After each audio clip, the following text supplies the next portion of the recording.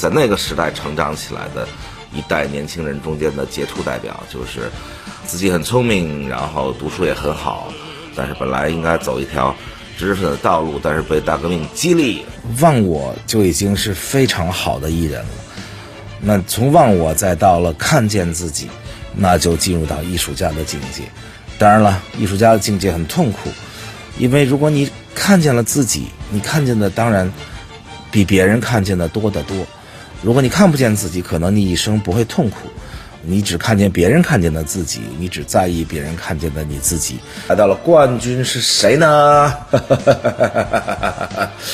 仰天长啸，壮怀激烈啊！咱们开篇这个排行榜就讲了在我心目中的10大美人，那就有好多人说这个不公平啊，你光说了10大美人，没说10大美男呢啊，或者10大帅哥。我说了，其实咱们的女性的听众估计也不能认同，因为男的看男的和这个女的看男的可能是重合率不高。反正我经常研究一下这个女性的粉丝狂热喜欢的那些男性，发现我能喜欢其中大概20%吧。然后我有时候跟人说，哎呦，我觉得这人长特帅，人女生都那种就那种表情。但是我也得不能编呐，我只能按照我自己心里怎么想的来说一下我心中的这个10大美男啊，看看是跟男生契合的多，还是跟女生契合的多啊，还是跟咱们说10大美人一样，咱们不管啊这个是真实的历史中有着人，还是文艺作品中有着人，其实我说的还是在我心里留下的烙印啊，就是甭管真的假的，甭管他是本人还是他演的角色，总而言之在我心中留下了比较深的烙印，使我恶毒的想起美男的时候就想起他们，哈哈哈。所以这个今天开始说一说啊，咱们先聊聊这个第10名李嘉文。我先默哀5秒钟啊，因为我猜5秒钟之内绝大部分这个同学们想不起来他是谁。1、2、3、4、5，好，如果你想起来了，第一你暴露了年龄，第二你确实是一个记忆力超好的人我来说说这李嘉文是谁啊？这是我小的时候看的一个动画片，也不是很小吧，大概我10几岁的时候看的一个动画片叫做《花仙子》啊，这动画片给我留下了深刻的印象啊！不光是那个主题歌，嘟嘟嘟嘟嘟嘟嘟嘟嘟，日本的动画片那个时候来，那主题歌都好听极了，从阿童木啊到什么森林大地雷欧，到这个花仙子，就是那个时候我看的日本动画片，歌都给我留下深刻的记忆。我一直想，日本的音乐是最讲究旋律的，全世界旋律最好的音乐出自日本，包括我们华语音乐黄金年代的4大天王等等等等，大量的歌曲其实都是用的日本旋律填的中文词，所以那些旋律到现在还记在脑海里。当然了，美丽的花仙子也永远记得长那样，小翘鼻子，然后还有一个特别美的性感的叫娜娜小姐，是演这个负面的人物。在这个日本的动画片，不是这成人的啊，我觉得正经的给家庭看的动画片里面，通常那个性感的都是坏人啊。在西方很长时间里也是，中国还好，因为中国好像一直对性感这个词儿自古以来在文艺作品里不是那么的看重，中国更多的比较看重这精神世界啊。但是西方包括这个深受西方影响的日本啊，居然把性感当成一个负面的东西，这是长久以来文艺作品里的一种很不平等的歧视啊！人家长得性感，人就是坏人嘛，但是娜娜小姐当然就是个坏人喽。她身边还有一个特别坏的叫波奇啊，也没那么坏吧？波奇是一狗还是一什么呀？反正是一种动物。这个花仙子身边有一个猫和一狗，咪咪和来福。然后呢，重要的是有一位王子啊，叫做李嘉文。当然好像是最后才知道他是王子的啊。这个在文艺作品里，王子一定不能上来就说我是王子，我是王子啊。当然李嘉文这个每次在关键时刻就跳出来了啊，每次被娜娜小姐波奇搞得一团糟的时候，李嘉文就跳出来。然后他们俩最后老是坐在一个新的那个形状上面，一人坐一边，然后这个李嘉文给了我特别特别深的印象，就是2条大长腿，特别特别特别长，然后俩人背靠背坐在那儿，在我少年的心里留下了甜蜜的而忧愁的这个影子，因为李嘉文长得实在太帅了。这个之前我在聊影视行业的时候，其实专门说过这个问题，就日本这个动画行业空前的发达，其实是它走国际化路线的一个重要的尝试跟突破。因为日本一直在走国际化路线嘛，韩国其实也是，因为他们的本身市场没那么大。走国际化之后发现这个影视方面亚洲的脸啊是很吃亏的，因为你不管演技有多好，你不管怎么弄怎么好，人家还是觉得你是一少数民族。他不像你是一个白人，你甭管你是德国白人、法国白人、意大利白人、黑头白人、黄头白人、红头发爱尔兰白人，人家觉得你是自己人，所以他对你的情感、对你的爱与恨都特别能感同身受。但是对于亚裔的人，他就觉得那是你们的情感，你们的爱恨跟我好像不能产生共鸣，最多只能产生同情所以日本后来就发现这问题以后，就大踏步的走上了这个动漫的道路。因为动画片里你就可以把它画成一个国际人，大家腿都长的要死，鼻子都高的要死，眼睛大的半边脸都是眼睛所以日本的动画片做的是非常的好。日本人是只要下决心去做一件事儿，他们民族传统的那种匠人精神，我天，可以把一件事做得非常好。结果果然这个日本动画片就真正的成为了日本文化产品国际化的一个最好的，当然成人那块咱先不说最好最成功的一大块。当然了，所以它那里面总是有帅哥嘛，美女就不说了有青春美女、性感美女帅哥都差不多。但是李嘉文是迄今为止给我印象最深的，就在我心中，如果说到王子长啥样，那就是长李嘉文那样，所以他排在第10位。好，下面来到了10大美男的第9位。这个第9位呢，这跟第10位是有一过渡。第10位呢是纯是一个虚构的角色李嘉文，第9位呢是一个虚构的角色和一个演员，俩人合二为一了。就在我心目中，这俩人是一个人。当然也不知道这是演员的幸福还是演员的悲哀这很多演员就是这样一辈子因为一个角色深入人心，然后大家就把他当成了那个人。尤其是咱们这个最早一版《红楼梦》里面那些演员当时那么火，但是后来很难接到戏，也是因为大家一想到陈小旭就想到林黛玉，然后大家全都把这俩人合二为一了。所以这个也是幸福吧，可能也是演员的一个遗憾。当然了，这位演员阿兰德龙跟佐罗，这就是我要讲的第9位合二为一，主要是在中国在西方阿兰德龙还是有很多作品给大家看到，留下很多印象。但是在中国大家主要记住阿兰德龙就是因为佐罗佐罗也是因为阿兰德龙而深入了中国人心，阿兰德龙也因为佐罗成为当时最红的西方演员最帅的其实中国还演过他一个电影叫《黑郁金香》里边也挺有意思，他也一个人演俩人。在佐罗里他也一个人，也不叫演俩人，在佐罗那个电影里面那个角色佐罗就一个人在里面装扮2个人一个装扮成总督，就是那种纨绔子弟花花公子蔫了吧唧病病殃殃，另一个就是那种行侠仗义纵马横枪这样的一个侠客英雄他一个人演2个人演得非常的好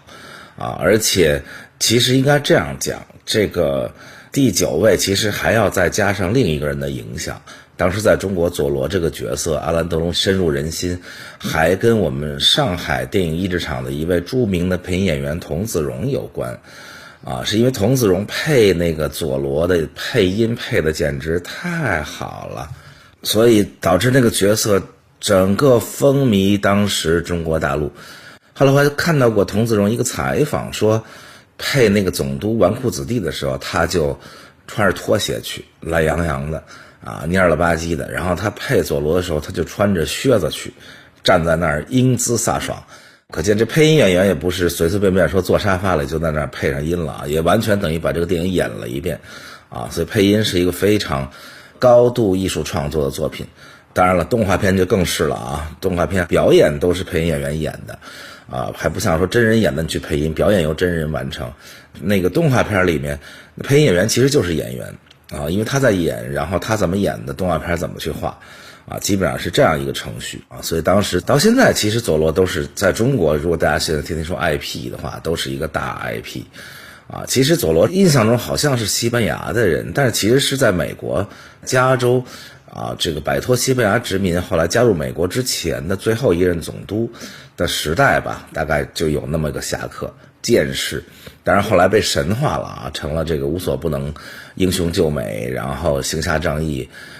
等等那样的一个侠客，而且还不是那种爱情侠客，有点像007最后就亲一下女的就走了，然后一挥鞭子就开始唱起了佐罗之歌，就去下一站行侠仗义或者谈恋爱去了。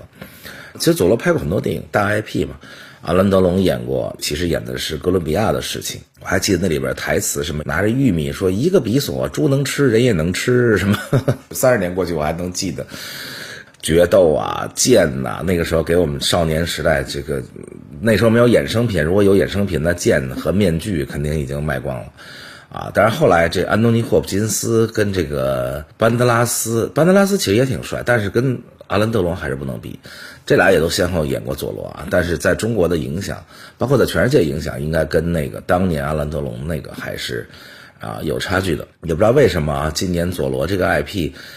跑哪儿去了？如果他还有的话，其实中国电影公司应该把它买过来，然后拍成那种全球的片子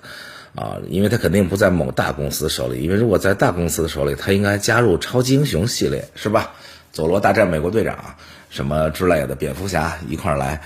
说明他可能独立飘着呢。讲到这儿提醒了我要去问一下阿兰德龙，因为大家已经很熟悉了我就不再讲他了。那个时代上个世纪最帅的法国演员，当然不是最好的法国演员不是让雷诺那种类型的，但是个大帅哥，一开始都演奶油小生后来黑郁金香佐罗其实是他从影视里少数的这个剑侠片，其他时候他都是那种奶油片当然他长得帅最著名的就是他跟大美女罗密施耐德，就是西西公主的恋情，两个人订婚了但是没结，然后在法国过了5年美好的生活，最后有一天早上消失了，枕头边上留了一张字条，写着爱情已逝，友谊长存。哇，那个时候可伤害了千百万热爱罗密施耐德的这个年轻人的心恨阿兰德龙有点像恨秦汉当时伤害了林青霞一样那种恨当然了，不光是恨这个还恨你长得帅你就可以这样吗？你长得帅你跟人分手你就可以留张纸条就走了吗？别人怎么都做不到呢？恨得不行。好，这是第9名其实是个3合1的大美男，就是由阿兰德龙扮演童自荣配音的佐罗，在我心里是10大美男之一。第8位是谁呢？他其实是一个传说中的人物，但是在文艺作品里被多次的写出来唱出来跳出来演出来各种出来，因为在西方是最有名的美男。你要问一个西方人，你说你觉得你们历史上长得最帅的是谁，就跟中国人说潘安啦，什么沈腰潘鬓消磨，西方人大部分会说唐璜因为唐璜这个名字代表的这符号就是一美男当然也是一个采花大盗也是一个大情种，但是他跟情种还不一样。这个西方人说到情种的时候，他会说一个叫 Casanova 的意大利人说 You're Casanova， 你是一大情种。唐璜还不是一个情种的符号，就是一个花贼，长特帅，然后出身又好，武功又高，反正就是各种吸引女人的技能都 get， 然后几乎是无敌的，就是想骗什么样的女人，甭管有老公的有爹的，甭管是这个教堂里的修女还是国王的情妇，总而言之这个一律平汤唐璜传说中是西班牙塞维利亚人塞维利亚是那个时代应该说欧洲最好的城市之一吧，因为它有古老的大学，所以大家想大学这个地方主要不就是用来谈恋爱的吗？当然学点东西也是需要的所以这个塞维利亚就诞生了很多很多故事有关塞维利亚的故事最逗的是大部分人都是由法国人来写的我就不知道为什么，本来我想讲戏剧的时候还专门想过要讲一章叫为什么法国人最爱写西班牙塞维利亚的故事，后来因为戏剧有点曲高和寡啊，就没有继续往下讲。但是正好讲美男的时候讲到唐璜了，这个塞维利亚出产的著名的戏剧人物，除了唐璜以外，还有著名的卡门，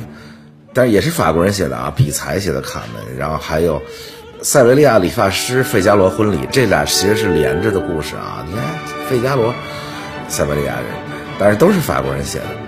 唐璜呢，法国人写过，英国人写过，德国人写过，全世界人写过，美国人写过，美国人演过啊。其中最著名的几个版本啊，首先是莫里埃写过唐璜，这是最早的著名的一版啊。我说的法国人写唐璜，就是其实说的是莫里埃和梅里美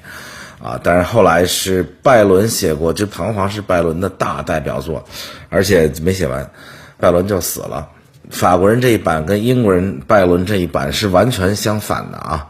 莫里埃写的唐璜就是标准的传说中的唐璜，征服各种女人，最后自己都麻木了啊，最后进了地狱。传说中是个雕像，这个雕像就是他骗过的一个美女他爸的鬼魂，但是他跟雕像吃晚饭，最后雕像要跟他握手，他一伸手把他拉进了地狱啊。这是莫里埃这版，就是依据这个传说叫标准的 original 的传说。拜伦就是革命式的，那个时候拜伦这些人雪莱他们一定要革命式的写，于是在拜伦的笔下，这个唐璜变成了一个特别好的一人，就是因为长太帅了啊，以及人又善良，这个于是被各种女人，当然有的是无意中啊坠入情网跟他，有的是有意骗他啊。总而言之，游荡了全欧洲啊，一会儿被弄到一个希腊的岛上，又跟海盗的女儿好，然后海盗爹出现了，又觉得不同意，把他卖到土耳其，土耳其都拒绝了土耳其王后的诱惑，然后怎么着，最后又参加了俄国军队，因为在俄土战争中又英勇作战，然后就受到苏沃洛夫大将以及叶卡捷琳娜二世这个女皇的青睐，把他派到英国去。其实高潮准备来了，因为拜伦最了解的当然就是英国了，他把唐璜弄到全欧洲转了一圈，最后回到英国，正准备大展宏图的时候，拜伦自己死了，所以这个拜伦笔下的唐璜就到这儿结束了。这个西方也没有出现高鹗这样的人啊，说曹雪芹就剩下80回，然后高鹗给续了一40回，拜伦这唐璜也没人续啊，于是就搁的，但是也是拜伦最著名的作品之一吧。因为最主要的是拜伦想通过唐璜整个这个游历，把当时欧洲的整个的革命气氛啊，整个欧洲的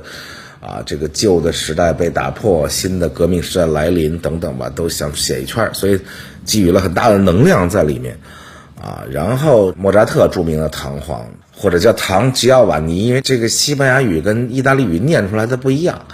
啊，就相当于在西班牙念 Julio， 那到意大利语就念 Julio。Juan 这是西班牙语独有的发音，就是 J 这个字母念花，所以这个 Juanita 也是 J 打头的。唐璜就其实是当Juan，当然大部分地方翻成胡安啊，其实就是 Juan， 就是西班牙这国王啊，这个胡安这那的。但是到意大利语里 J 就念日，所以它念出来的不一样，所以Julio、当Juan，然后唐吉奥瓦尼变成了意大利人啊，所以这个你说莫扎特的歌剧叫唐璜也行，就叫唐吉奥瓦尼也可以啊。总而言之，歌剧里当然就是还是传统的唐璜啊。我个人最喜欢的一版唐璜，提起的人不是很多，但是我特别的喜欢，就是法国大作家梅里美写的唐璜。这个唐璜写的非常的深刻，就是他既不是一个恶棍，也不是一个好人，他是一个什么人？我可以给大家讲一下梅里美这唐璜，因为挺长的啊。当然了，前面是一样的啊，伯爵的儿子，然后骗这个叫什么特蕾莎呀。总而言之，姐妹俩都骗了，就上来坏极了。然后先跟姐姐谈恋爱，后来又勾引妹妹，然后把他爸给杀了。因为唐璜在梅里美的里面的人设是不但长得这个英俊潇洒，而且剑术无敌，从来没失败过啊。然后杀了他爸就逃了，一特别铁的哥们儿叫唐加西亚。然后他们一起参军，辗转最后到了比利时前线啊。那哥们是一彻底的无神论者，赌博喝酒，然后临死之前都说不要给我葬礼，在我的坟头上赌博，这就是我最高兴的事，我就是讨厌上帝什么什么之类的。唐加夏怎么死呢？是他们军队来了个蒙面人，谁都不知道这蒙面人从哪儿来的啊。蒙面人就是从背后打死了他于是唐璜死了，铁哥们儿就退伍回乡，继承了他爸的伯爵，建徽等等等等。然后有一天在那儿列一个单子，现在叫集邮了那个时候不叫集邮，就想说，我好像是把所有人的女人都搞过了，鞋匠的女人、国王的女人，等等等等等等，写了一大篇。然后就来了一个朋友，就他们俩聊天，唐璜就吹牛说：“你看我已经把所有的人的女人都搞过了。”他那哥们就说：“你没有，你有一种人的女人你没搞过。”他说：“谁啊？”他说：“上帝的女人。”于是唐璜说：“我一定要去。”所以就去修道院去找，说上帝的女人就是修女嘛。结果就看见一个美女，就勾引他。当然，这个美女其实就是他最开始在大学的时候的那个叫特蕾莎。然后居然特蕾莎看到初恋情人，居然又把持不住，然后就跟他私奔。他一点也没认出来，这就是当年的那个女孩。当然，最后他准备去接她出来的时候，从修道院，他路过了一个葬礼这个事儿其实在原来传说中是一个雕像，但是它变成了一个葬礼。然后他就问别人说：“这个葬礼是给谁办的呢？”人家说这是给唐璜办的，这是他自己的葬礼。于是他就在旁边看，当然葬礼之前要历数这个人的一生了于是把他一生的罪恶都说了一遍。他就顿悟了，顿时就是忏悔，然后就出家了到这个修道院是当苦行僧就是永远在大太阳底下暴晒着干活。然后塞维利亚本来就很热。苦行僧穿那种叫把马鬃毛倒着穿，就是用马的鬃毛扎自己就为了赎罪嘛，苦行嘛。结果都已经被封圣了。后来突然有一天来了一个人，就是在比利时前线杀死他哥们儿那蒙面人，然后才知道原来那个蒙面人跟了他们一辈子。那蒙面人就是这姐妹俩的弟弟因为姐姐先是死了，然后妹妹最后因为唐璜等于没来接她出嫁了，于是妹妹也死了，于是这个弟弟就坚决要报仇。唐璜就说：“那你就杀死我吧，我现在已经是一个僧人，我愿意赎罪。”那弟弟说：“我不杀你，我要跟你决斗。”唐璜说：“我不跟人决斗，我已经很久没拿过剑了，我现在是一个僧人。”那时候不行，我就要跟你决斗，然后开始骂唐璜，然后侮辱他，最后把唾沫吹在他脸上。唐璜终于把持不住，拿起剑来就把他弟给杀了。他弟临死之前特别高兴，哈哈大笑说：“我终于报了仇因为你杀人了，你是一个圣人苦行僧，但是你杀人了，你的一生全完了，你所有的修行所有追求因为你杀了人全毁了。”所以他弟弟等于是用自己的生命去赎罪，去玷污了这个已经成了圣僧的这个唐璜因为他知道杀死唐璜没有用，因为唐璜已经成了苦行僧，于是是这样的报了仇。我记得结尾好像是从那之后唐璜就每天让人羞辱他骂他等等等等，最后大概是这么个结局。很多年前看的可能复述的不太准确，但是这一版非常精彩。一个是从故事上，因为有了蒙面人这个角色，导致整个故事都变得非常完整。再有一个就是唐璜最后居然封了圣，当圣僧之后最后被报了仇，这个比一个石雕像把他拖进地狱要高级得多。所以这个梅里美这版唐璜是我最喜欢的一版唐璜当然了，还有这个好莱坞拍过但是拍的唐璜呢没有放在过去的那个时代而是放在了现代。这哥们儿有点精神病，是 Johnny Depp 演的，强尼德普蒙着个面拿着剑，就完全就是唐璜的样子。那时候长得也还行这是20多年前的电影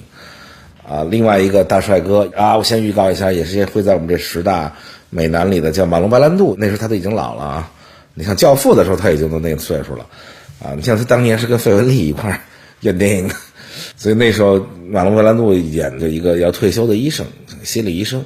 然后叫 Jack。 这个整个故事就是讲这个 Jack 怎么发现这个唐璜的传奇人生以及罗生门式的故事，然后那么一个电影，这个也叫唐璜当然其实唐璜的作品是非常的多，因为在西方它是一个家喻户晓的这个美男象征。本来今天应该把第7名也讲了，但是因为唐璜又牵扯到戏剧，又牵扯到音乐文学等等吧所以就跟大家多聊了几句唐璜。咱们的美男排行榜来到了第7名，全体华人。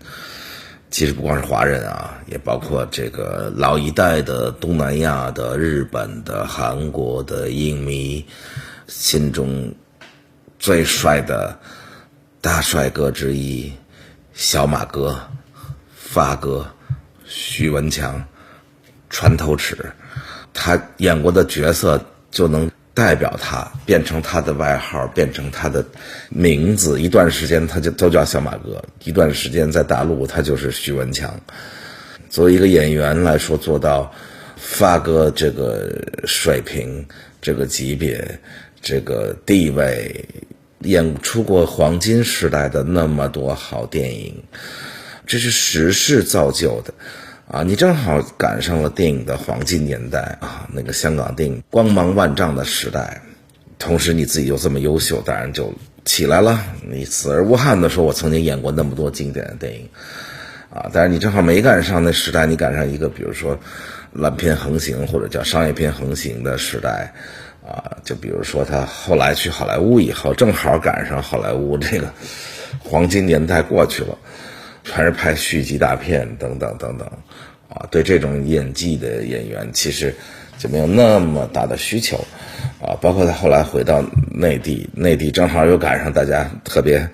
浮躁的这个拍赚钱电影啊，所以后来的很多演员，当然了，也不是说演不到好电影啊，但是像那个黄金年代能一下子演到那么多，那真是幸福啊！尤其是那个伟大的香港时代，香港那个时代啊，年轻人有梦想，一股冲劲儿就冲出来了啊！香港当时电影电视剧开工量之大，就是仅次于好莱坞啊，就做成了世界第2大娱乐工业，而且没有电影学院，没有音乐学院啊，没有戏剧学院，就只有个无线培训班。发哥就是无线培训班的第3期毕业，有点像黄埔军校，好像听着啊，大家都特别光荣说我是黄埔军校。黄埔军校其实也是个短期培训的，不是那种正经的4年本科西点军校或者像现在的军校一样，这个都不是，是个短期培训的啊。无线培训班的培训时间跟黄埔军校差不多，大概就是1年啊。但是那里出了无数的人啊，发哥啊，吴孟达他们一个班的，后面还有梁朝伟、刘德华，什么苗侨伟，一大票人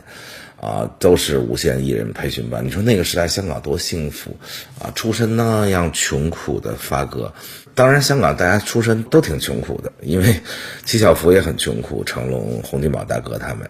李嘉诚出身也很苦，但是再苦好像还没有像发哥这么苦的。这发哥实在是太苦了，他是母亲做花农和厕所工，父亲开这个卡车运石油啊，基本上从小到大就是每天都得帮母亲出去卖点什么小吃补贴家用，然后上不起学，上的都是什么波兰街劳工子弟学校、调景岭的名园小学。调景岭啊，咱们之前视频节目可讲过，那香港黑社会的大本营就是从内地逃过去的国民党败兵，那就是调景岭，就在那种地方。17岁辍学，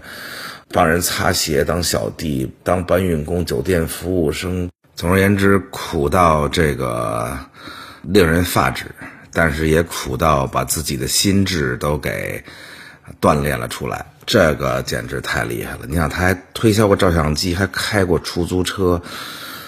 所有这些经历，我觉得对于一个做艺术的人来说都没有白费。因为如果你做艺术，无论你做音乐，你做表演，你做写作，所有这些苦都没有白受，因为你的所有艺术都是你生活的镜像啊。咱们以前这个多次说过啊，有些是老天爷赏饭吃，有些是祖师爷赏饭吃。发哥的表演当然一看就是老天爷赏饭吃这种啊。我觉得最重要的演员之间的比拼啊，你看这个演员们都拼什么啊？最重要的就是拼演小人物。大家看他得影帝呀什么呀啊，演小人物是演员特别爱演的，就是哪怕钱少也要演，因为他们觉得这个是真正练演技。为什么呢？因为大人物谁都没见过，或者见过的人少，你怎么演？大部分观众反正也没见过，你演皇帝他们没见过；你演一总统，他们也没见过总统生活中啥样啊。但是你要演一个邮递员，你演一个出租车司机，每个人身边都有很多这样的人，所以你稍微有一点眼摸好，观众立即就能看出来。所以这才是演员这个拼实力啊、拼演技的最重要的。所以大家演皇帝其实差不太多，但是演小人物，就像发哥演的那些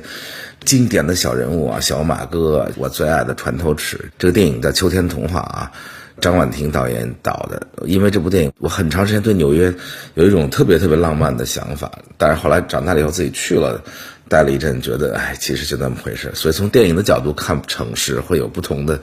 东西啊。船头尺这个是电影史上最经典的小人物之一，而且发哥还不是说经过多长的时间的磨练。大家想想，他成名在大陆25岁就演了许文强，我天，这真的是天才演员。我的女神男神都出自这部电视剧啊，赵雅芝跟这个周润发哥，所以发哥的电影至少有6、7部以上都值得再看一遍啊。当然去了好莱坞以后的电影，当然了，主要让他演那些人就都不是小人物他演的什么泰国国王啊，什么加勒比海盗里的大坏蛋之类的，反正不会功夫的亚洲男演员就非常的吃亏。亚洲女演员还好啊，至少当个2号啊什么之类的。男演员，但你能打，你是成龙李连杰那还好啊，但是你要是不能打，纯靠演技，因为人首先看你这个脸，你就觉得这演技好像没那么重要，这脸的熟悉程度就不如人家自己的那民族啊，就哪怕辨认度都没有人家自己的民族高。西方观众看亚洲人长得差不多，就像我们看他们长得差不多一样。当然了，如果你长得特别好也能永远都记住，就是我们要说的下一位啊，克拉克盖博。当然最后还要说发哥的人生是非常值得赞美的，因为他自己没有孩子，和发嫂这么多年相濡以沫，然后2个人把发哥挣的钱只留一小部分给自己的姐姐啊亲人，剩下的全部捐出去。而且为了要捐出去的钱，发哥还在努力的工作着啊，这个是让人非常敬佩的啊，向发哥致敬啊。下面就要说到长得实在是帅到没朋友的克拉克盖博。年轻一代我不知道啊，老一代的这个华人观众中间，你要说好莱坞的男明星哪位是长得最帅的、最有魅力的，我猜首推克拉克盖博啊，克拉克盖博超过派克应该啊，而且那个时代是叫巨星时代，那好莱坞整个体制就是巨星体制啊，一切围绕包装巨星，一切为巨星量身定做电影。当时还没有经济跟制片这个分开的法律啊，所以都在制片厂，演员也属于制片厂，那当然就包装巨星了。后来这巨星时代没有了，就是因为工会闹啊，法律定啊，于是经济跟制片厂必须分开。就工会里就是说，如果你代理我，你就不能雇佣我，你雇佣我就不能代理我，因为代理我是为我创造更大价值嘛，雇佣我希望我便宜点，这俩是矛盾的啊。所以后来这个经济跟制片分开以后，制片厂就干嘛要捧你啊？捧你跟我什么关系啊？所以巨星时代从那时候就过去了。所以那个巨星时代，麦莲梦露啊，克拉克盖博啊，费雯丽啊，派克，我天！有时候经常想起来说，哇，为什么好莱坞那个时候巨星如云，每个人都在那个类型里面是那样的光芒万丈啊？为什么现在都没有了？其实就我刚才讲，体制啊是个很重要的问题。在那些巨星里啊，克拉克盖博当然是这个首屈一指的巨星啊，他跟发哥有点像，各种苦出身，也没念书，然后这个依靠了他的第一任妻子，也是他的经纪人，是他这个打杂的剧院的老板，然后带他到好莱坞去闯荡。当然这故事后来就很这个通俗，就闯荡成功了，就娶了一个美丽的女演员隆巴德啊，当然特别爱啊，他最后死也葬在他身边，但是他爱妻飞机失事去世了，所以他虽然结过5次婚，但是他最终还是葬在了这个隆巴德的身边。隆巴德去世给他打击之大啊！那时候正好还是二战期间妻子去世以后，他愤而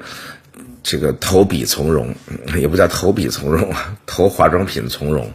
就参加了，当时还没有美国空军啊，当时叫美国陆军航空队，其实就是美国空军的前身。后来二战结束以后才正式成立空军，然后到一个真的轰炸机上啊，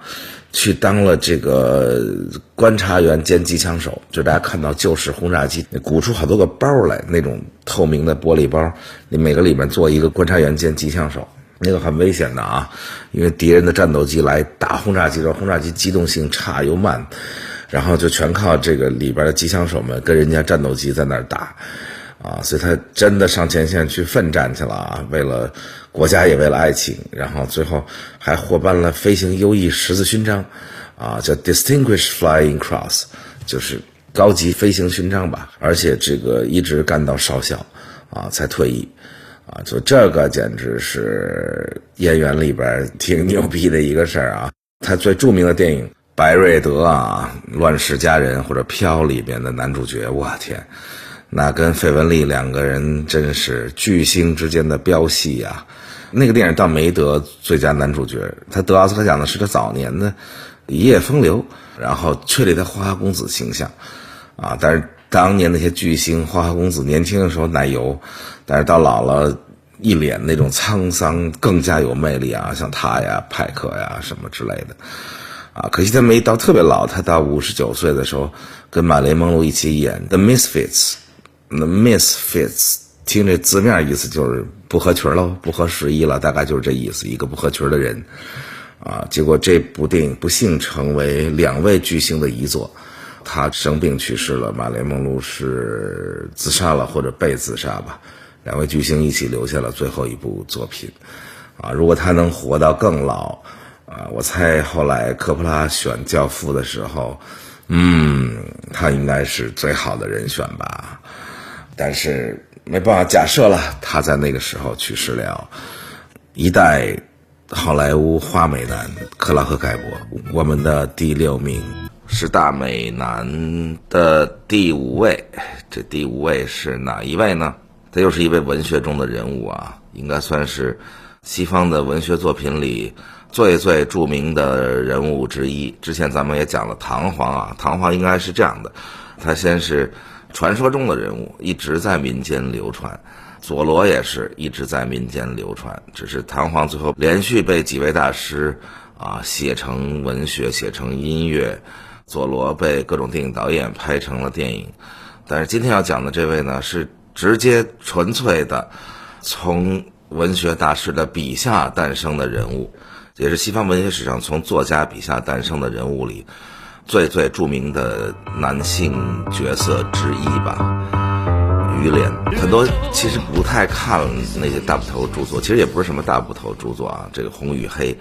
的男主角，但是呢又从这个人民的名义里啊又听到了这个名字啊。人民的名义火了不少周边啊周边挺逗的，这个一个电视剧的周边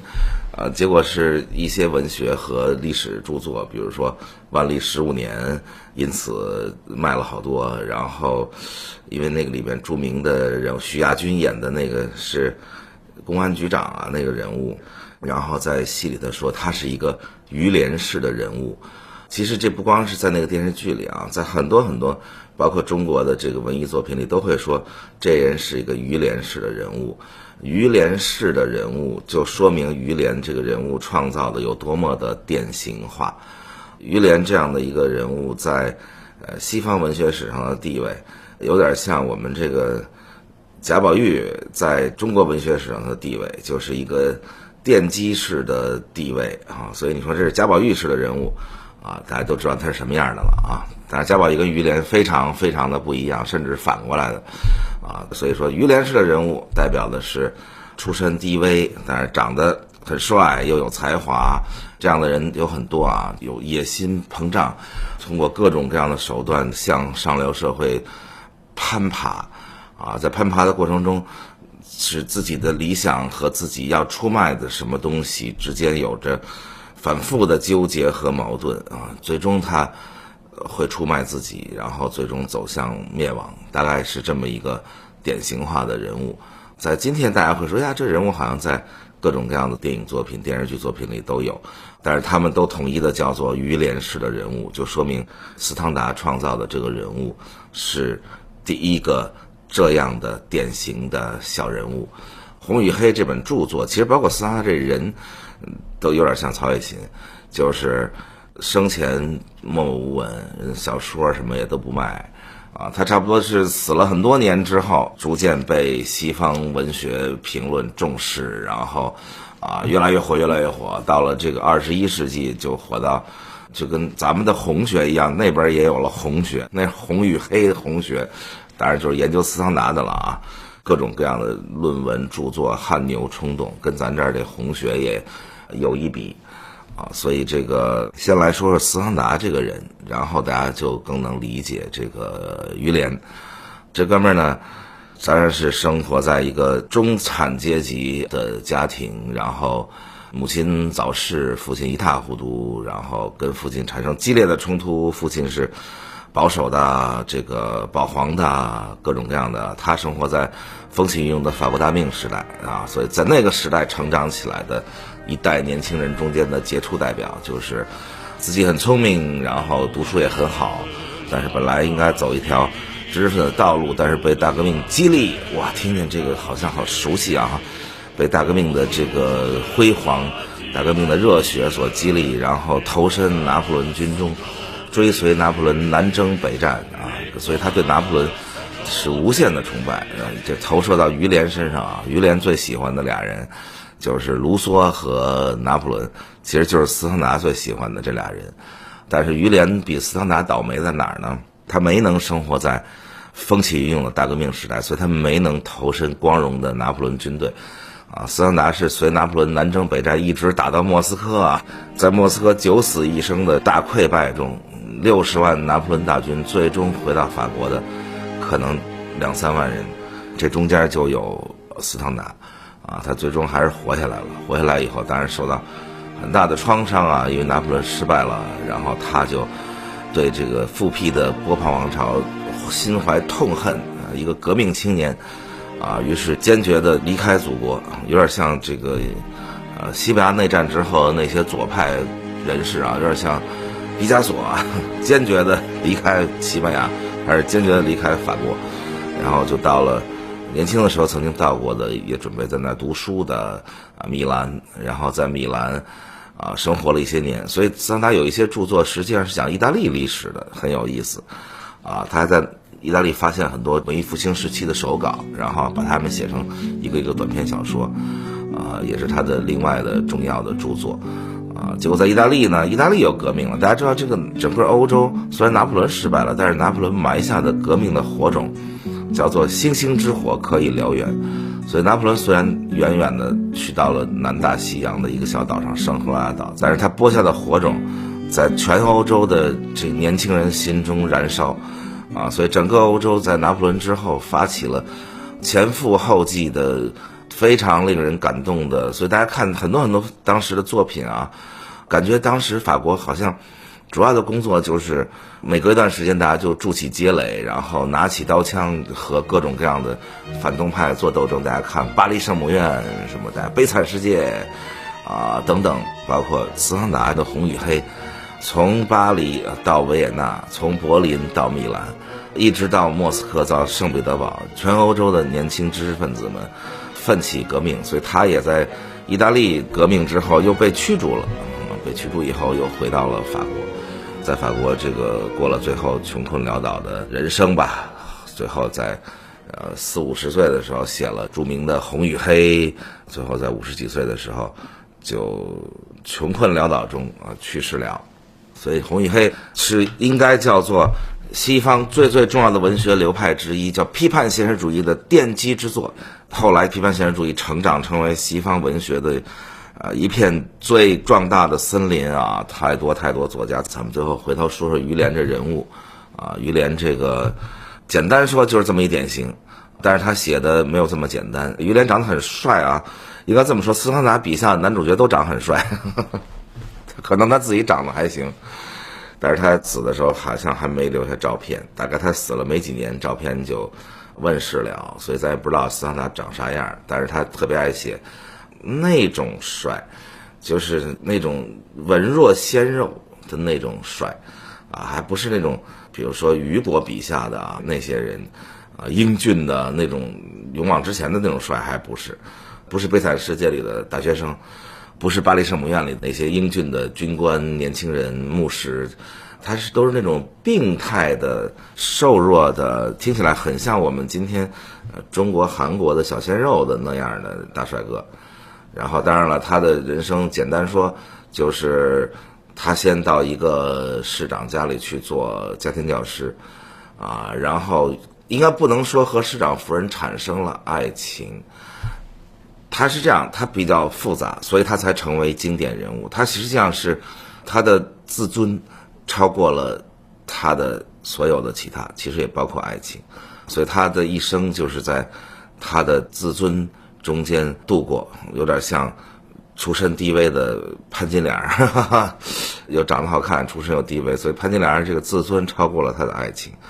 我说的不是在《水浒》里啊，是在《金瓶梅》里啊，有点像这个很多这样的人物，茶花女等等。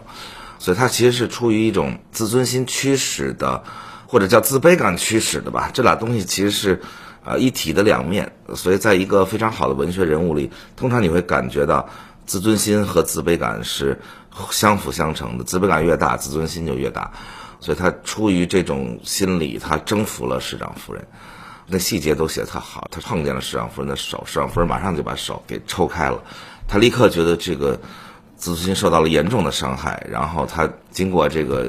不叫色胆包天，而是自尊心包天之后，他就一把抓住了市长夫人的手，比他大很多啊，长得当然挺好看的喽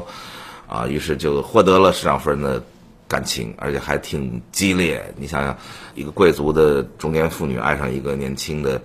知识分子，当然是很激烈的啦。当然是为避免事情败露，他又跑到这个神学院学习，后来又跑到一个贵族家里当秘书，于是就贵族小姐又爱上他了。哇，这个经典人设啊，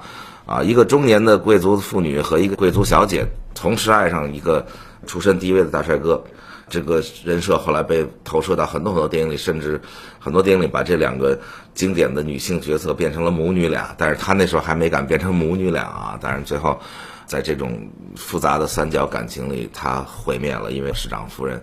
出于妒忌疯狂的最后告发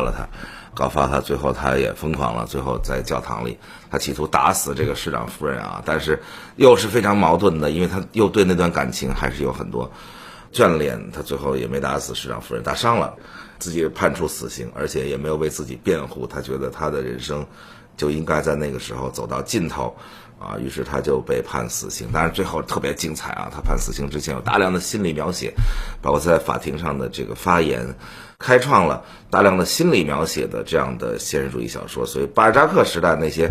相当于是客观记录人间喜剧，所以没有大量的心理描写，所以于连式的人物在巴尔扎克的小说里还没有出现过，所以斯汤达的贡献是巨大的。这个实际上大家其实应该把《红与黑》看一看，有些书其实不太推荐大家看啊，因为名著汗牛充栋，但是《红与黑》还是非常值得看的，因为它大概是人内心深处的两个最基本的色彩啊，可能是人的有爱的那个红的心和有充满了愤怒、充满了妒忌的那个黑的心。当然也有人说它其实是两件衣服，就是在拿破仑军队里的那红色的军装，以及牧师要穿上的这个黑色的袍子，所以大概是红与黑有各种各样的说法啊。总而言之，这个红与黑这两个东西是大概每个人心里都有的，所以这部小说还是非常值得读一读。我们来到了第4名，上期已经预告过了啊，张国荣。但是就张国荣这个事儿，我想了很久，应该怎么来说，怎么来聊这个人。想来想去，我还是不聊他的所有的成就了吧，因为大家太熟悉了。每一年纪念的时候，大家把他的音乐、他的电影、他的人生都拿出来仔细的梳理啊，已经讲的太多了，我就不再讲他本人了，我来讲讲我对艺术家的看法。张国荣当然是我觉得当之无愧的艺术家啊，无论是他的音乐才华，他的电影才华，他的创作，甚至包括时尚，他的整个人其实就是一件完美的艺术品。无论是全世界什么样的媒体，我看到不管是 CNN 还是泰晤士报还是等等吧，无论是全球最高的电影节还是全球评最好的音乐人，都说这是一位艺术家所以我觉得我来聊聊这个艺术家他是个什么样子的。我觉得张国荣是个特别典型的可以拿出来聊的，当然也有我们接着要聊到的迈克尔·杰克逊我觉得都可以拿出来当做艺术家来仔细聊。不管很多粗鄙的人说什么艺人戏子呀，什么就是个唱歌，这都不管他。在艺术的历史上张国荣当之无愧的是一位杰出的艺术家。我觉得有一个重要的分界，艺人跟艺术家之间就是能不能看见自己，能不能听见自己。有很多艺人其实也还很好了，但是呢他可以表达很多他可以宣泄很多，他可以这个输出很多，大家特别爱用现在输出这个词儿但是他能不能看见自己是一个重要的分水岭因为他看见了自己，不是看见自己的作品是看见自己。看见自己的作品，很多好的艺人就已经能做到了，但是能看见自己，看见自己在这个尘世中的沉浮，而且是冷冷的看着自己你无论管他叫他我还是叫什么本我，不管叫什么，叫镜像，不用这些高深的词语吧，就是他看见了自己，他就会变得很轻所以大家看到这个一个艺人向艺术家过渡的时候，他会变得越来越轻，他会变得遗世独立，他会变得平虚御风，就是你看不见他使劲儿。没有到这个境界的人，你就老觉得他在使劲儿。有的时候这劲儿使对了吧，大家觉得不错；有的时候这劲儿一下没使对，这个就觉得怎么哪儿拧巴了一下。但是进入到艺术家境界以后，他会变得越来越轻，那个重量感越来越小，然后他就变成一个空气一样的东西。无论看他的表演，无论听他的音乐，哪怕他的音乐是劲歌劲舞，你也不感觉到很拙很用力哪怕他演的戏是很重的戏，哪怕演程蝶衣，你也觉得他平虚御风。包括大家看到有个视频，他穿着军大衣抽着烟，在《霸王别姬》的这个片场里跟这个京剧的老艺术家学两招。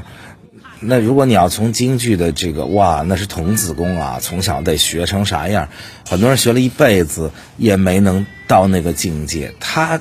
随手一弄，我们就不从京剧专业去讲他是什么样，但你立刻就感觉到那个轻，立刻就感觉到他漂浮所以那个感觉实在是太好了。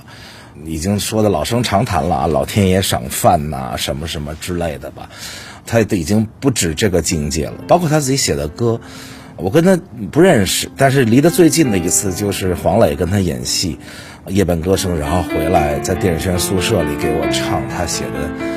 歌。那个歌没有任何伴奏，用黄磊的破嗓子唱出来，还是依然能感觉到那种平虚御风的轻。把这个一个艺人到艺术家分成这么几个小阶段吧。一个叫做表达，如果连这个都做不到，那艺人也不够格。然后就叫忘我，忘我就已经是非常好的艺人了。那从忘我再到了看见自己，那就进入到艺术家的境界。当然了，艺术家的境界很痛苦，因为如果你看见了自己，你看见的当然比别人看见的多得多。如果你看不见自己，可能你一生不会痛苦，你只看见别人看见的自己，你只在意别人看见的你自己。那像张国荣这样，那还能有什么痛苦呢？他已经做到了大满贯，已经做到了只要他出现就没有失败过，只要他出现就永远在第一的位置。那有什么可痛苦的呢？那可是就是因为看见了自己。大家想想看，这个历史上这些艺术家，包括我们接着要讲到的迈克尔·杰克逊，包括之前的梵高。梵高绝对不是因为生活清贫或者是东西没卖出去那样的艺术家有很多，那也不至于自杀，但是还是看见了自己，看见了自己的软弱，看见了自己的渺小，看见自己的孤独，看见自己在路上行走，看见自己身边没有人，你只看见了一个人在风里走。所以这样导致的痛苦是没有办法解决的，它不是因为匮乏感导致的痛苦吧？如果他因为缺乏什么，这个事儿太好解决了，就把这什么补上就完了。但是他感受到那种孤单，感受到那种寒冷是没有办法解决的，所以他最后选择了这样的道路。我觉得也没有必要从任何其他的事情去分析。我觉得一个艺术家看见自己以后，他知道他应该去向何方，就不多说了，给大家念一段12年的时候，就是他去世9周年的时候，我在微博里写的一段话。今天我看依然觉得很感动。我猜你在空中看见了彩虹，7、8缕不一样的烟火，你必定笑了，心愿已完成，带着你飞奔去永恒。你最后一个电话打给经纪人，让他接你，他以为会在门口遇见你，没想到在窗口。你在空中必定看见他了，你笑了，知道他会尽忠，不让一张临行的照片流传一世。你做腻了江湖儿女，但也没地方可去，那里除了远都好吧。我们的第3名马龙·白兰度，我不知道年轻一代还知不知道他，但是对于中年人往上当然是不用说的了，但是对于文艺青年这更不用说了。这个马龙·白兰度如果都不知道，这就完全不能把自己称为一个文青。应该这么说，马龙·白兰度是好莱坞历史上长得最帅的演技派大演员。因为好莱坞这个历史上演技派演员都是一些小个儿，对，长得也不那么帅，什么罗伯特·德尼罗啦，什么阿尔帕西诺啦，这都听着就是意大利名字那种小个儿，黑头发，然后或者是什么亨弗利·包嘉、科和盖博，咱们讲过啊，这个当然是演得不错，但是他死得早了点，所以他没有把自己的晚年又演出一个像教父一样这样的东西，他可没有过啊。所以这个演员还是要活得长一点啊。这个马龙·白兰度活了80岁之久。派克总的来说应该算一个商业片演员啊，所以他不是那种像戏剧舞台出身的这个马龙·白兰度这种，而且从青年时代一直到老年，这个演技始终是好莱坞最一线的。关键他长得太好看了。其实马龙·白兰度长得比克劳和盖博跟派克都要更漂亮一点，因为他清秀。他年轻的时候简直就是小鲜肉，就是大家看这人长得样不认为他会演戏啊，因为大家觉得会演戏的一定不会长这么漂亮。当然直到中国现在大家还是持这种态度啊，这个导致长得帅的这些演员都很痛苦。特别想干的一件事儿就是演脸上有刀疤的人或者演一瘸子，或者演一瞎子，要不然他得不了奖啊。这长得帅，你说你演一正常人会有人给你奖吗？所以他们就拼了命的把自己脸上泼硫酸了，抠眼珠子了什么之类的吧。当然了，瞎子也不好演啊，虽然大家都认为瞎子比较好演，但是你看看阿尔帕西诺在这个《闻香识女人》里的表演，而且这个名字翻译的很好，什么克拉克盖博，这没有什么感觉。马龙·白兰度翻译的这个就是拿鼻子闻都能闻出一股男性的那种阳刚的味道啊。所以那个时代啊，这个旧时代翻译人们的名字啊、片名啊都是很有意思，都要翻出一个中文的姓来，不是姓马就是姓白，姓各种中国人有的姓，然后翻的都特别有意思、有精神啊，不像现在只有一个规范性的标准翻译，大家都得照那翻，翻出来也不知道啥意思啊。他是一个天才演员，应该这么说，而且是一个天生的就是那种性格桀骜不驯，然后一辈子跟大家就是拧巴着来啊，长得那么帅还拧巴的人也挺烦人的哈。所以你说得多苦啊，他的那些女人们，19岁就被这个军校开除了。当然，开除的时候正好是二战期间，所以他免得上前线了。开除说是1943年，正是战争到最激烈的时候，就他因为太调皮，也不知道是诚心的还是不想上前线，还是真的调皮。总而言之，他就没上前线。于是在战争期间，别人的年轻人都在前线浴血为国奋战，他跑到纽约百老汇去演戏。但是他是真天才，他在戏剧舞台上先成功的新演的《欲望号街车》。当然了，《欲望号街车》是百老汇舞台历史上最经典的戏之一然后这个在百老汇大红大紫大家都认为这20出头年轻人不可限量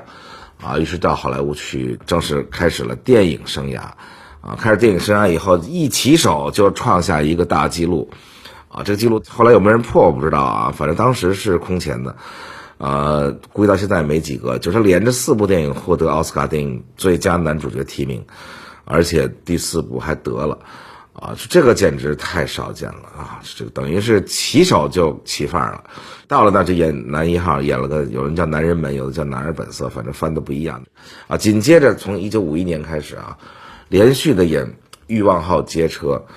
获得奥斯卡提名最佳男主角。然后这个萨巴达万岁，这完全反过来的一个角色欲望号街车里他演一个家暴男，一个那种人渣，但是那可能最接近他本人的样子但是和费雯丽大师一起演的这部电影给2个人都这个确立了极好的位置。但是费雯丽那时候是大腕了飘什么之类的，但这部电影2个人都演得特别好舞台剧搬到银幕上的电影通常就是考验演员的演技这萨巴达万岁演的是墨西哥革命领袖，你又继续得这个奥斯卡最佳男主角提名，同时得戛纳影帝得到了紧接着演凯撒大帝里边演安东尼，再次获得这个英国电影学院的最佳男演员奖和奥斯卡最佳男主角提名。这个1954年他演了码头风云，结果演的又是一个码头工人工会的工人挺身而出和黑社会抗争等等等等这终于得了奥斯卡奖。大家想想这几年就没别人的事儿基本就是看他一人耍就完了。得说他才20几岁今天已经很难想象20几岁男演员能有这个成绩这个那是好莱坞的黄金年代40、50年代是大师辈出的时候，巨星辈出，他还能有这样的成绩当然了，人总是这样的嘛，这个成绩虽然好，但是他是个拧巴人所以整个这个人生都很失败，不停的结婚离婚这个情人他自己说有9个，其实大家统计25个，其中有6个情人被他自杀，简直梦魇一般的人生这个他的儿子打死了他的女儿的情人，结果他儿子被判10年，他女儿因为情人被打死自杀了，而且他为了帮助儿子脱罪，雇了全美国所谓最大的律师，就是最贪婪的律师，最后倾家荡产。所以他后来虽然又演了教父等等，但是最终死的时候欠下将近1亿美元的巨额债务，最后是靠演员工会 SAG 发给他的养老金度日。医院里这个孑然一身，没有人在身边，最后死去的80岁的时候，这个真是让全世界影迷叹息大家想想，在那个时候他就能演教父，而教父你要不仔细看的演员表，你根本看不出来他是马龙白兰度。为什么呢？我认识这个教父的最重要的制片人，发起制片人叫 Ruddy， 老 Ruddy 曾经给我讲过这个特别有意思。他说他原来没打算用他来演教父，他可能想用的是保罗纽曼还是谁去演结果是出了什么事儿，得了癌症还是怎么着那个人为什么没演我忘了但是他给我讲特别有意思的，就是马龙白兰度找他说他想演教父，因为他小说就比较火嘛，找到科波拉当然还有 Ruddy 这个制片人但是大家都说哎呀你长太帅了，你长成这样的你奶油小生虽然人家是演技派这所以帅的有很多痛苦。结果马龙白兰度自己回家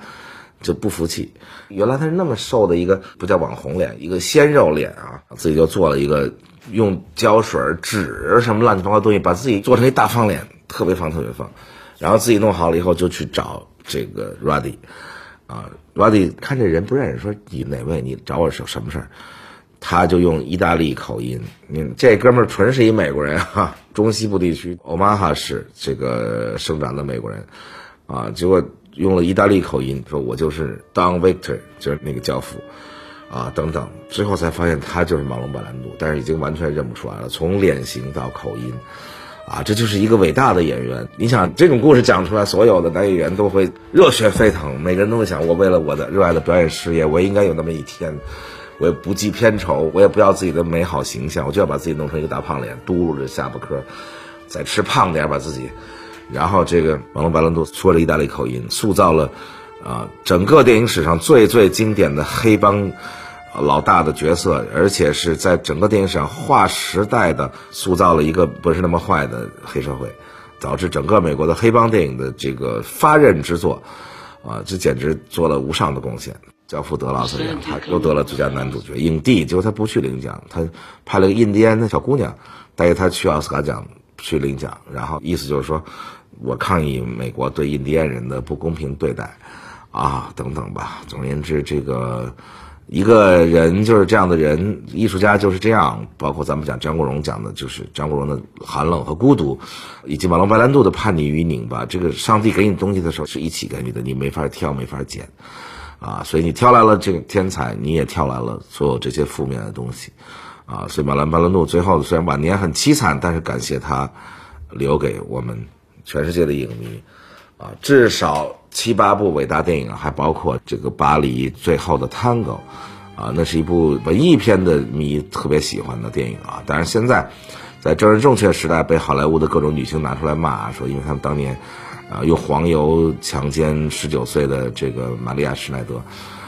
当然了，玛丽亚·施耐德接受采访时候说其实没有真的强奸，没有插入，但是确实没有告诉他有这么场戏，也没有告诉他用黄油抹上去，然后所以他的哭是真的实际上这是导演贝托鲁奇和这个马龙·白兰度吃早饭的时候那天才决定来这么一场强奸戏也没有告诉女演员，因为贝托鲁奇说我想拍的是真实的他的反应，而不是演员演出来的被强奸。当时施耐德才19岁，马龙·白兰度48岁，这个所以今天已经被拿出来各种批判，说当时歧视女性等等，但是这个电影还是值得看一看留下了很多经典的这个作品马特·风云值得看，欲望号街车非常值得看，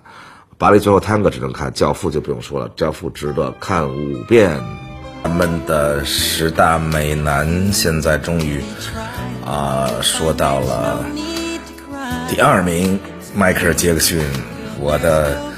终生的偶像吧，这个我们这一代人的偶像就像前一阵子小红莓的 Cranberries 的主唱去世了，最难过的其实是80后，我特别能感受到80后对他的那种感情，80后对被他深深影响的王菲的那种感情是非常深厚的。我看到很多80后哭的不行，像我们这些人觉得小红莓成名的时候我们已经成熟了所以还不是青春期的纪念。后来的年轻人很多人说哎呀我这人谁什么，那就无所谓了每个时代有自己的偶像对于我们那一代人来说，迈克尔·杰克逊是永远的神，永远的青春，而且在我们的心里就没有人能超越他。我觉得如果我作为一个音乐以及文艺工作者客观的来看，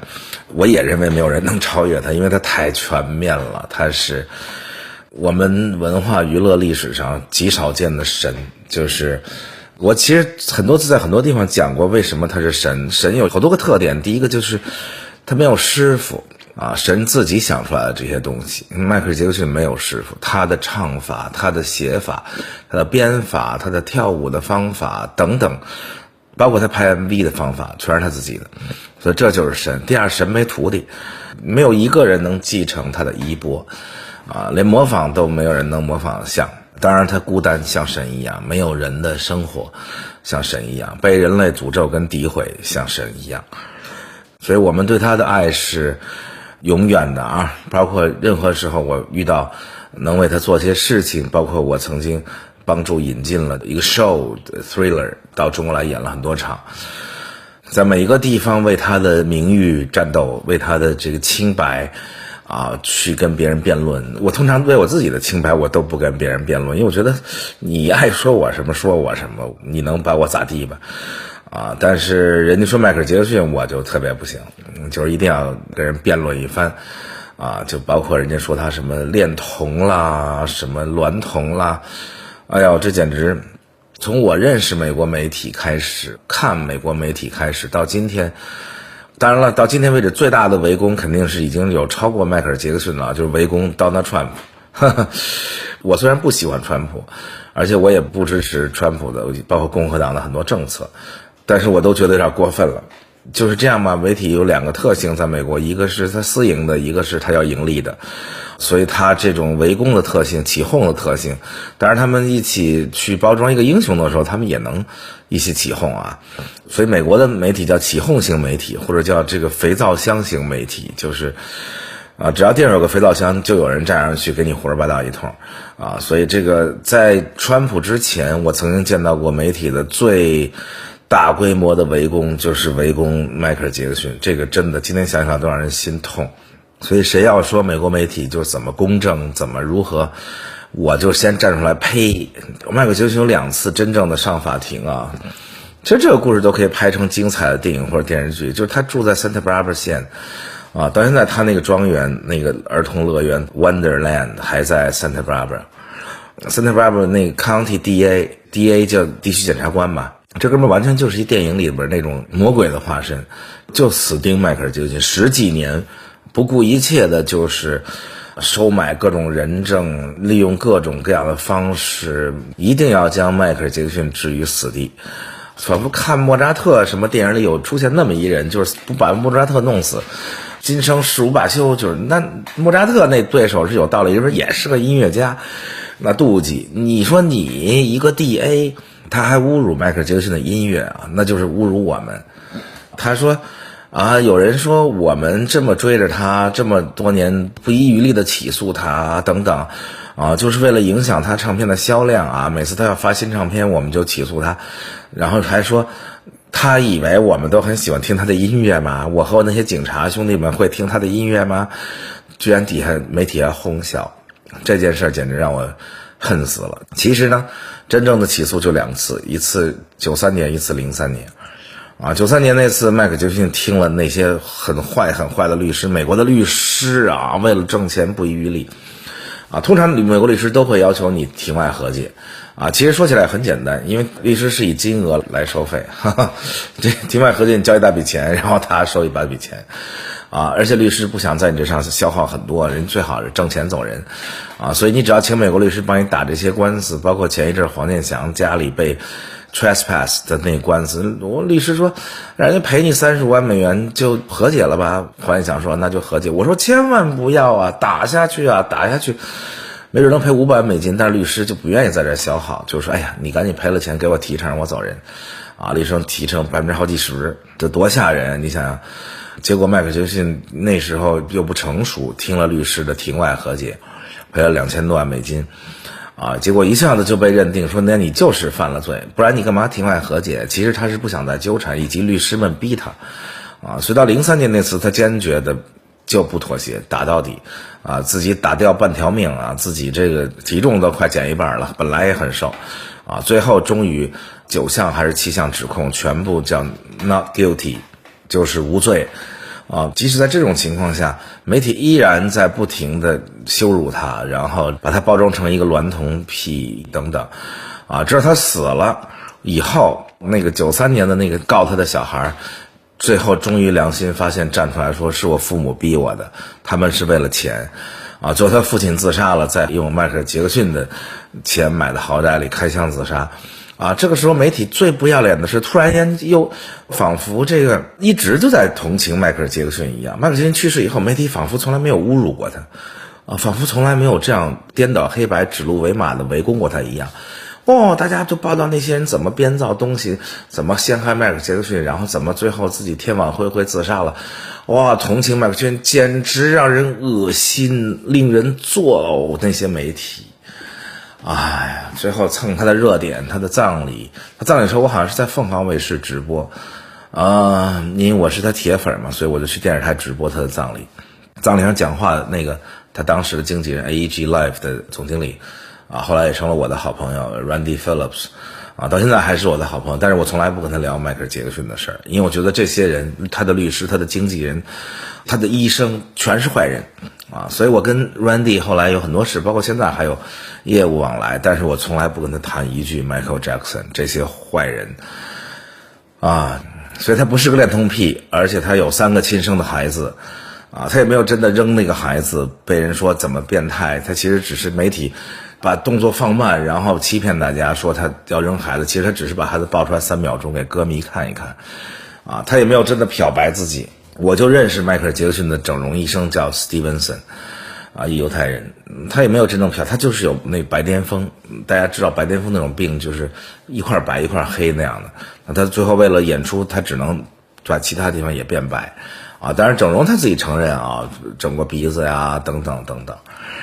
有关他的这个传说呀诽谤等等，但是一切的一切都抵不过有这么多爱他的人所以我还是很欣慰他去世以后还有这么多歌迷追随了这么多年，依然是那么的爱他他去世那天，我跟宋柯我们俩都是他的铁粉，正在长沙准备上台给09年快女当评委，然后我们俩抱头痛哭在湖南卫视的餐厅里，天哪！我看完那个 This Is It 那个纪录片，我也是出来哭的，媒体采访我都说不出话。他是我们青春里最闪亮的灯塔感谢他。我来念一段这个麦当娜在他去世的那一年的 MTV 颁奖礼上谈到他当然谈到他明星太多了这个我就不一一说了。但麦当娜因为跟他同年，然后同时在那个年代辉煌所以麦当娜讲一段话说特别好，他说迈克尔·杰克逊出生于58年8月，我也是迈克尔·杰克逊是在美国中西部的郊区长大的，而我也是。大家知道中西部地区就意味着是淳朴的善良的那样的地区迈克尔·杰克逊有8个兄弟姐妹，我也是。在迈克尔·杰克逊年仅6岁的时候，他便成为一个超级巨星，或许是世界上最多人钟爱的小孩。而我6岁的时候，母亲永远抛弃了我，我从没有拥有过母爱，而他从来没有享受过童年。当一个人意识到永远得不到某种东西时，他就会对此着迷并念念不忘。我耗尽了童年寻找母亲的形象，有时我做到了，但当你的一生都被安置在放大镜下被人关注时，试问你又如何重新找回你的童年他就是在说迈克尔·杰克逊其实已经做了那么大的乐园，请儿童们来玩等等，结果最后被污蔑为请儿童来是为了性侵。每年他请那么多儿童来他的这里玩，如果他真的是那样一个人，那得性侵多少人，而不是这么多年来只有2个人诉他，而且最后还自己承认是假的毫无疑问 MJ 这是继续马纳说了，毫无疑问 MJ 是世界上最伟大的天才之一。当他还是个8岁的小孩时，他的歌声已经让人感觉像个饱经沧桑的成年人在诉说他的故事。我插一句迈克尔·杰克逊12岁的时候就已经得了排行榜冠军，这个发言很长，大家有空可以自己去看我就不在这儿把它念完了。所以我们的第2名，我们的永远的 King of Pop， 我们的流行之王，我们的大神迈克尔·杰克逊。他也是黑人里我觉得长得最好看的几位有几位黑人我觉得长得非常好看，一个是他，一个是奥巴马。乔丹我觉得长得非常好看，都很端正，然后非常帅，非常英俊，再加上他的身材简直太无敌了。不过黑人身材本来就特别好所以讲完了迈克尔·杰克逊，最后来到了冠军是谁呢？仰天长啸，壮怀激烈。我其实小的时候长得真的还行，以至于我一直都认为我自己没变。我每次照镜的时候都觉得哎呀岁月好可怕，但是不照的时候觉得仿佛还是那个青葱少年，那个文青翘楚，浪子班头。所以在我心里我一直都觉得我挺帅的